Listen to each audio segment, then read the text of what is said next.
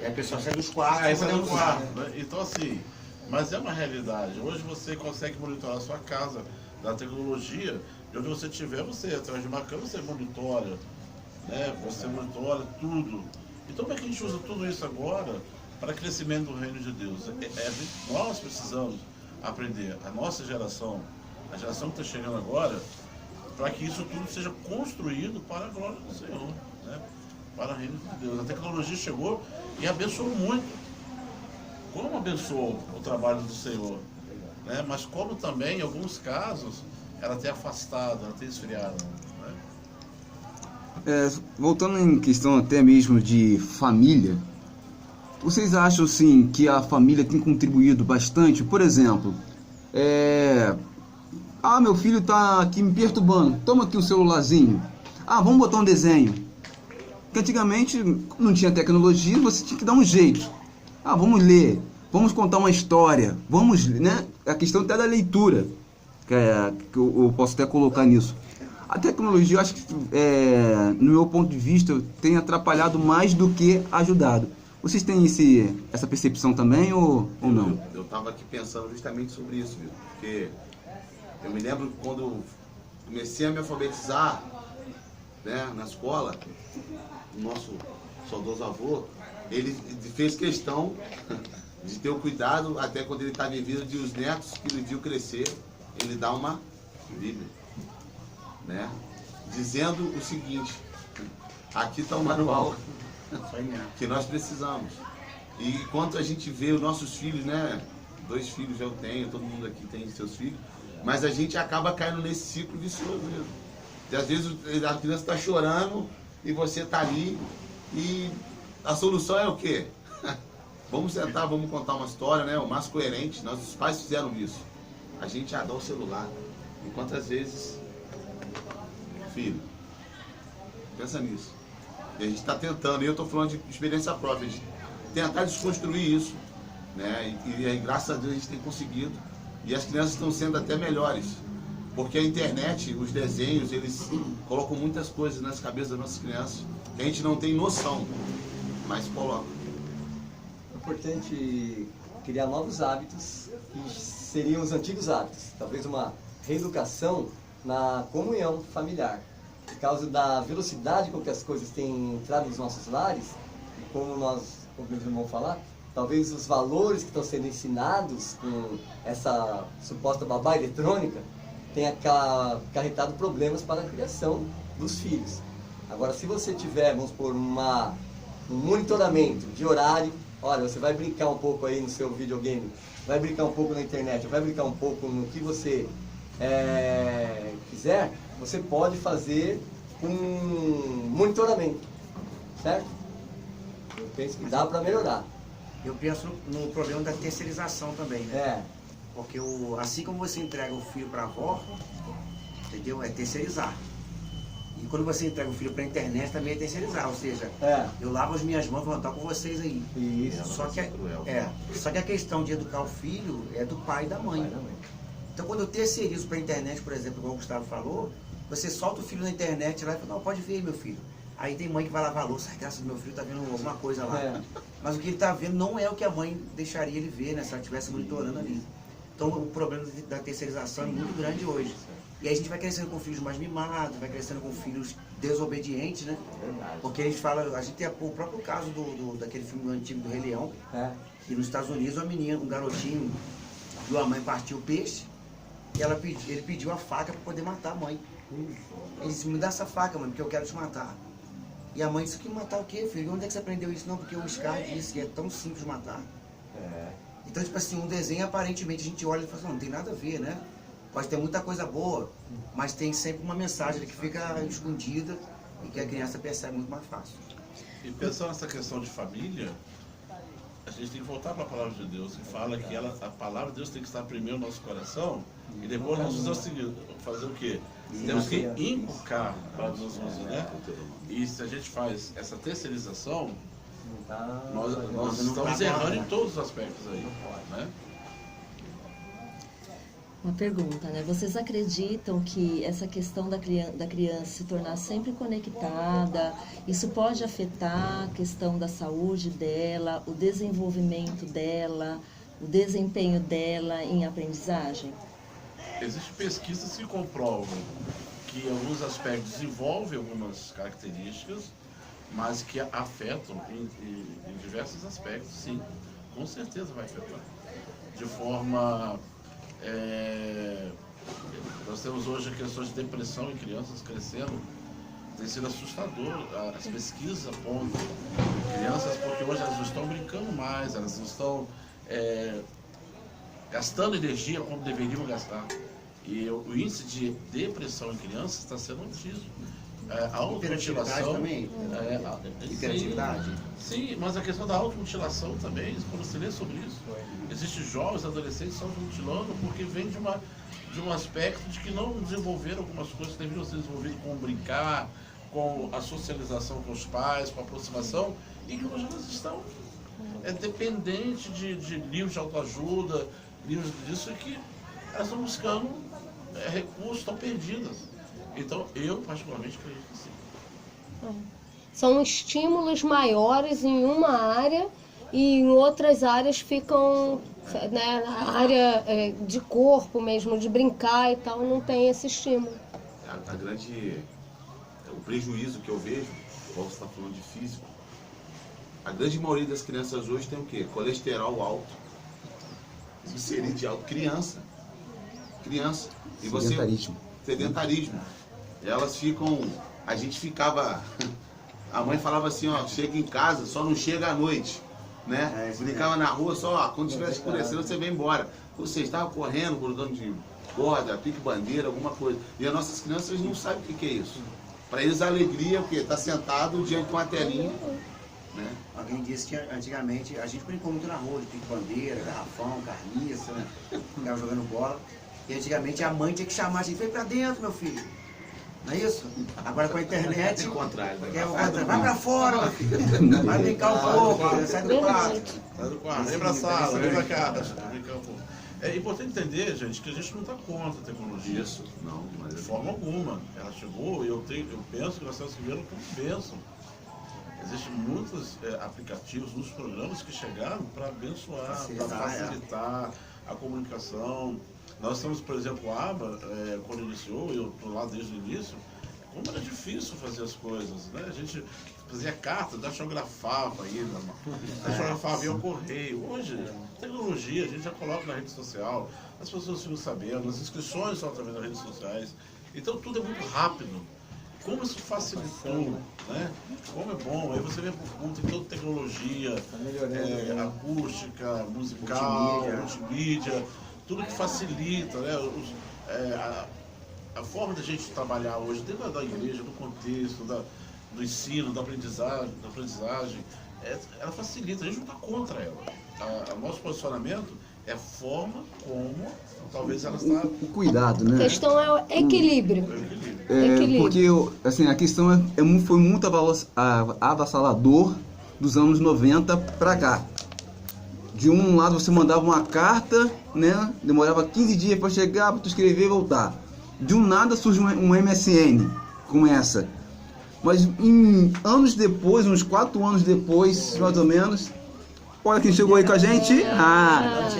Uns 4 anos depois já surge um Orkut, daqui a pouco surge um Facebook, um Instagram, um WhatsApp, então vai atropelando as coisas. Eu acho que muitas vezes os pais não foram preparados para isso. Pô, peraí, de um negócio eu mandava uma carta há 10 anos atrás, hoje já mando um WhatsApp e já chega lá em 1 minuto pro Japão. Eu acho que não teve um preparo, os pais, acho que os mais antigos, mais velhos, não se prepararam para essa tecnologia avassaladora. Aí acontecem os conflitos, né? Isso. Conflitos geracionais aí, essas gerações que a gente estava falando aí antes de entrar no ar.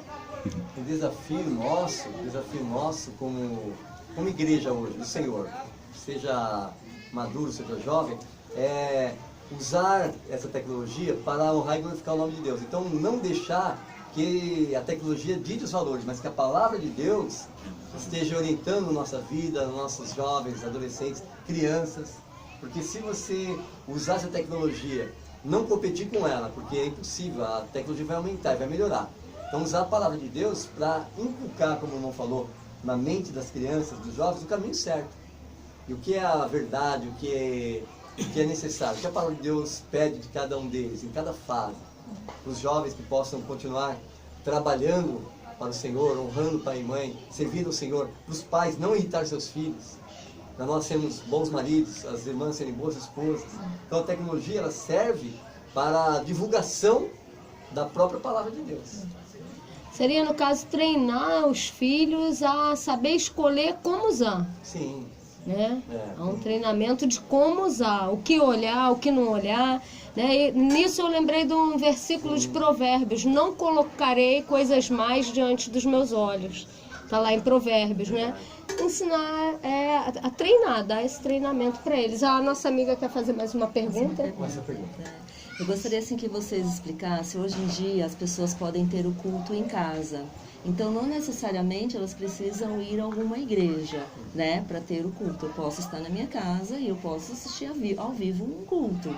Então, eu gostaria que vocês explicassem qual a importância da gente estar reunido dentro de uma igreja, se eu tenho hoje a facilidade de reunir dentro da minha casa mesmo e assistir um culto em casa. Eita! Até usando as mídias sociais, né? Bota lá. Posso falar, irmão? Primeiro, Habla espanhol. É preciso entender primeiro o termo eclésia, né? Porque o nome já diz que a gente foi chamados para fora, né? A gente foi chamados do mundo para ser igreja. Então, o contexto de igreja é quando eu uno a minha certeza, a minha fé, minha crença com a dele, a gente forma uma igreja, né? E o salmista já é enfático quando ele diz lá: eu alegrei-me quando me disseram, vamos à casa do Senhor. No 122, depois ele fala no 133, né? Quão bom e agradável é que os irmãos vivam em união. Então ele não está falando de separatismo, ele está falando de individualismo, ele está falando de comunhão, né? Então o próprio Asaf falou assim: quando eu vou à casa de Deus eu me sinto bem, né? Quando eu entrei no santuário, Jesus mesmo falou que edificaria a igreja dele, não o templo em si, mas a comunidade, a comunhão. Então há uma necessidade de comungar, né? Uma necessidade de estar juntos. Agora, quem diz que consegue adorar a Deus em casa, simplesmente, né, fazer a ceia pela televisão, pegar o pão e o suco de uva, né? A pessoa está simplesmente tentando ocultar um próprio chamamento do Senhor Jesus, né? Isso é impossível, né? Ele falou para a gente se reunir, a gente Todas as comungar. vezes se reunir. Isso, ótimo. E eu penso também, quando a gente lê a palavra de Deus, Hebreus capítulo 10, verso 25, a palavra de Deus ela é enfática. Não deixemos de congregar. Não deixemos de reunir, como é costume de muitos. Porque na nossa reunião há admoestação, há aconselhamento. E muitas vezes eu, pela internet, eu não vou olhar no olho do irmão, ver se o irmão está sofrendo, se o irmão está passando problema em casa, se a esposa está passando dificuldade, ou se o marido está passando dificuldade, se o jovem está passando um problema. E na comunhão, na hora que você dá um abraço no irmão, você fala: meu irmão, tudo bem? Ele não vai falar para você tudo bem com os olhos descendo lá. Está tudo bem, mas não está tudo bem. Então a palavra de Deus diz que nós temos que reunir. Não deixemos de congregar. Então, de repente, pode ser que em casa, um dia que você não puder vir na sua congregação local, no seu igreja local, assiste uma mensagem, assiste o culto online na sua própria igreja, que hoje tem muito. Porque tem dias que você não vai poder conseguir estar na igreja, mas não deixe de congregar. Eu penso que essa reunião online, ela não é o propósito de Deus para a vida de nenhum de nós. Que é ao vivo que a gente sente a presença.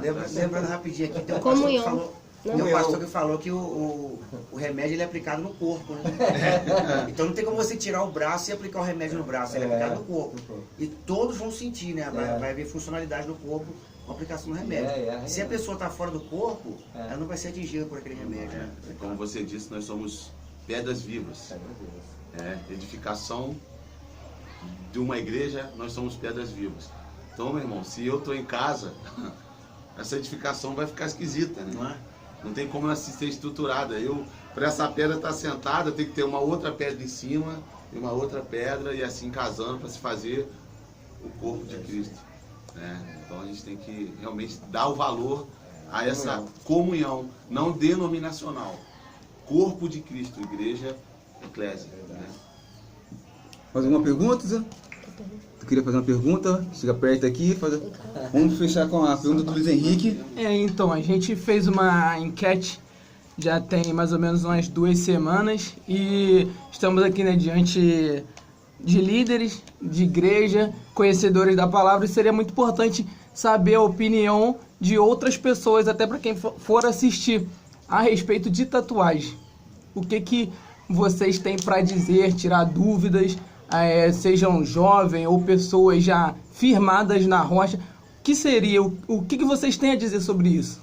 Que é uma dúvida de muitas pessoas, né? Creio eu que, como Beto, líder da igreja, já passou por situações assim e a curiosidade bate. Vou deixar meus amigos vocês começam a responder. Você vai para os universitários ou vai para... A palavra de Deus fala o seguinte: quer comais, quer bebais, ou façais qualquer outra coisa, façai para a glória do Senhor. Essa preocupação tem que ser primordial. Porque hoje a gente vê muitas pessoas se levantando em defesa, outros contra. Eu creio que Deus já criou o nosso corpo de uma forma perfeita. Aí vem aquele que vai, mas quando é uma tatuagem com algum efeito benéfico, saúde, alguma coisa assim mais, eu não quero entrar por esse mérito, porque eu acho que é uma competência de cada igreja local, mas eu fico sempre com esse versículo comigo quando alguém vem conversar. A Bíblia fala que eu devo fazer para a glória do Senhor. Se eu como, se eu bebo, eu devo fazer para a glória do Senhor. Qual é a motivação daquela tatuagem? Por que você quer fazer? Qual é o objetivo dela? Em que o Senhor vai ser glorificado? Qual é o objetivo que você está fazendo aquilo e o que Deus te mostra que aquilo vai glorificar o nome dele? Eu acho que tem que ser essa pergunta, né? Que deve nortear o coração de qualquer um de nós na hora de fazer. Eu acho, eu concordo com o Beto também, assim como a tatuagem, tem tantas outras coisas que envolvem, né, a nossa vida, só que nós somos tendenciosos a buscar na Bíblia aquilo que mais nos interessa. Então, tipo assim, a gente não precisa que esteja escrito na Bíblia proibido fumar maconha, né? A gente não tem na Bíblia, é proibido você usar cocaína. Mas a Bíblia elenca lá em Gálatas 5, 17 em diante, as manifestações das obras da carne. Ele vem falando lascívia, prostituição, enfim, porfias, inimizades, e ele fala, e coisas semelhantes a estas, né? Então, conforme o Beto já disse, tipo assim, o meu corpo foi criado para a glória de Deus, né? E um dia alguém me perguntou também isso, mas não foi hipotético, né? A pessoa queria, já tinha intenção de fazer isso. E aí a resposta que eu digo, o Paulo tinha uma tatuagem, né? Lá em Gálatas capítulo 6, 5 ou 6, depois você dá uma lida lá, ele fala, eu trago em mim as marcas de Cristo. As marcas que Paulo tinha, ele podia olhar, isso aqui, esse vergão, isso aqui eu sofri em lista, isso aqui sofri em derby, né? Então a gente tem que entender, vai glorificar o nome do Senhor, né? Há necessidade. Entre pecado e inconveniência, eu prefiro não mexer com nenhum dos dois. Quando leio Levíticos, capítulo 19, verso 28, a palavra de Deus diz, e muitos alegam que era para israelita, que era para lei, mas a palavra de Deus ela é viva e eficaz, e toda a escritura é inspirada por Deus e útil no nosso ensino. A palavra diz, pelos mortos não ferireis a vossa carne, nem fareis marca nenhuma sobre vós. Eu sou o Senhor. E quando a gente começa a olhar no Novo Testamento, 1 Coríntios capítulo 6, versículo 20 diz, porque fostes comprados por preço. Isso. Agora, pois, glorificai a Deus no vosso corpo. Penso que quando nós temos uma tatuagem, antes de conhecer o Senhor Jesus Cristo, nós viemos para Cristo, 2 Coríntios 5, 17 diz, agora, pois, vós sois nova criatura, as coisas antigas já passaram. Mas nós temos que glorificar a Deus no nosso corpo. O irmão foi bem enfático. Será que vai glorificar Deus nessa tatuagem? Você foi feito à imagem e semelhança de Deus. Você já é uma pessoa que Deus fez perfeita, uma pessoa que reflete a glória do Senhor. Eu penso que a tatuagem, ela para quem serve a Deus, os crentes no Senhor Jesus, ela não vai edificar. Não vai ser um pecado, mas ela não vai edificar. Seria mais uma inconveniência, né? Qual é a motivação? A motivação, há necessidade realmente. Tem necessidade. E quando a gente pensa, rapidinho, quando a gente pensa em relação à tatuagem, né? Assim como outras coisas eu retorno a dizer, é a mesma coisa. Então, por exemplo, assim, se você for entrar no serviço militar, por exemplo, tatuagem não dá. Doar sangue? Não dá, juiz não dá. Então por que para a igreja daria? E você acabou de ler que o corpo do cristão ele é templo do Espírito Santo, né? Nós fomos criados com uma propriedade. Nós somos a imagem e semelhança do Deus vivo. Então, realmente, desnecessário, né? Aí alguém vai dizer assim, mas não tem nada que corrobora no Novo Testamento. Claro, tem muitas passagens que corroboram, né, que não se deve fazer. Né? Tem coisa que até o nosso presbítero fala lá na igreja, né? Não convém o cristão ter. Isso. Tem coisas que, né, até acho que em Coríntios fala, né? Nem tudo me convém. Então acho que, assim, na minha opinião, não convém o cristão fazer certos tipos de coisa. E a tatuagem eu acho que uma delas, entra dentro desse contexto. A questão da propriedade, nós temos propriedade de Deus, diz que a gente não é dono de nós mesmos. Nós somos nossos donos. Comprados. Né? Pelo um bom preço. Então Isso não somos nós, então a gente tem que glorificar ele. A ele, somente a ele. A propriedade é dele, não é nossa. Né? Ok? Ok, acabou-se? Vamos fechar? Dá um tchauzinho pra todo mundo aí. Tchau. Pede pra se inscrever no canal, pelo amor de Deus. Aqui embaixo, aqui. Isso! Aqui embaixo, Beleza? É isso! É aqui embaixo, faz assim, tá? Compartilha, curte aí. Até a próxima, gente. Amém. Obrigado, gente.